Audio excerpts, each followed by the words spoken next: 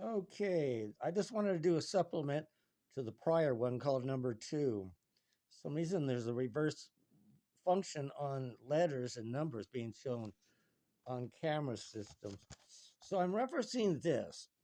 I explained how the atomic atom spins round and round, and different levels of light energy emanates out of our spinning atomic atoms. This is the longer called wavelength up and down of red light, infrared, super infrared, and then up to the blue light, ultraviolet, and higher is the less up and down. So these are the different levels of light that emanates out of our thinking brain. And it does happen. It's energy is light. Albert Einstein said with E equals mc square, the c square. So the reason I showed this one as our atomic atoms is this, that we emanate out these different levels. So the deeper levels where they have light moving here develops what's in between the spaces called light-based chambering environment. So the deeper part of within yourself is the smaller spin. That's usually higher energy. And lower energy is this. So they're called chambering environments. And this is why it says in the Great Pyramid of Giza, to the deeper inner level of a person, you find a certain room to the interior of the Great Pyramid of Giza called the King's Chamber.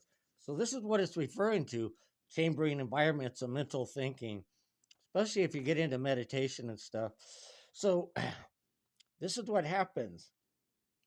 Your very thoughts emanate out in waves of light energy, and it happens for everyone.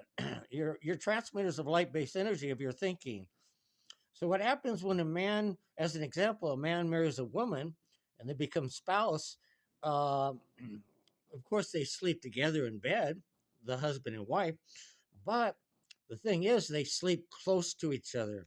So what you don't understand in these chambering environments and the release of the energy that, let's say, as example, the husband is releasing energy and it goes into the body, and then the receivership of it, it goes into the body of the wife, and the wife does the same thing because there's very close proximity to each other. They're brain to brain for husband and wife. And what happens is it's called a tuning effect, and that's known in electronics, uh, tuning one electronic circuit to another, called residency tuning. So the husband and wife get tuned to each other. And I was married once, and I had a unique experience. I was happened to be in close proximity to my wife, and she was going to say something. But before she opened her mouth, I knew exactly what she was thinking and what she was going to say. And as she spoke, it matched what I was receiving from the brain of my wife. So I had to put a label on this, and it was my first introduction, which I called universal sympathetics. In sympathy, one thing in sympathy or in agreement with another thing. So this explains the phenomena of a husband and wife that they can pick up each other's thoughts. And also, a mother has a child growing in her body and she gives birth to it, and they become tuned to each other. So the child can come home from school and be in a state of disturbance, and the mental thinking energy of the child is received because the mother is tuned to the child by universal sympathetics and can tell that her child is disturbed by something. And then the mother goes to the child and says, what's wrong? What's bothering you? So that explains the phenomena how a mother can pick up um, thoughts of disturbance of their child when something in life experience upsets them. So explains that some of the phenomena. What was I thinking of going into?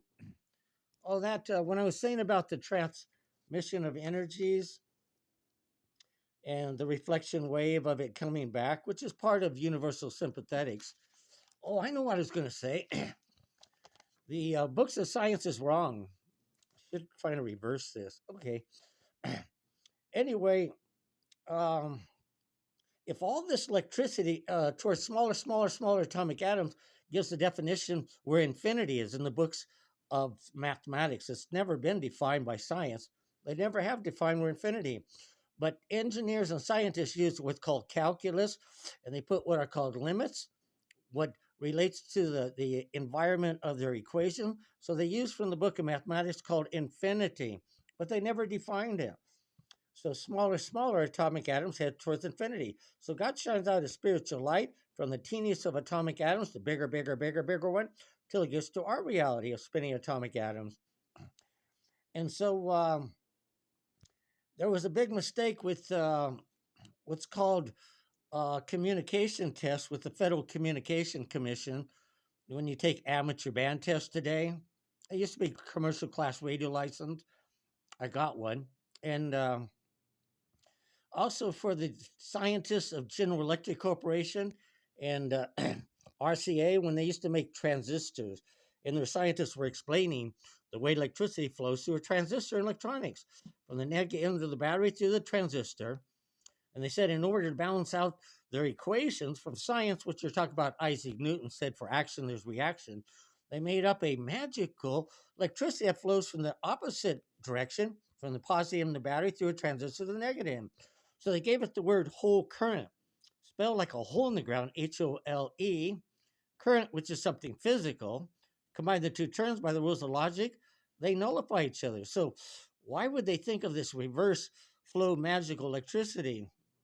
It's because it goes back to the atomic atom, that they're hiding a reverse flowing of electricity. You can call it two physical things opposite of energy called matter, antimatter. Remember the TV series Star Trek? And they always talked about antimatter. Well, I'm explaining where it is. Anyway, if God would have made the atomic atom exactly the same, I know time's running out. Everything in the universe in the book of John, first chapter of the book of John, if God would have made everything the same from a spiritual character, uh, it would all stuck together. So he had to create two opposites in these orders of the atomic atom, two opposites that would react opposite to each other. They don't like each other. You can call them matter, antimatter. So one spins closer towards the atomic atom center, and the other, which is opposite, spins around circular. And whenever anything physical moves, the two opposite waves of energy, which is light base, reacts to it. And that's why you get action reaction of Isaac Newton's statement. For action, there's reaction, why that occurs. So it explains why there is opposite electricity and wire. That is the matter antimatter electrical current. One flows one way in a wire, and the other flows the other way.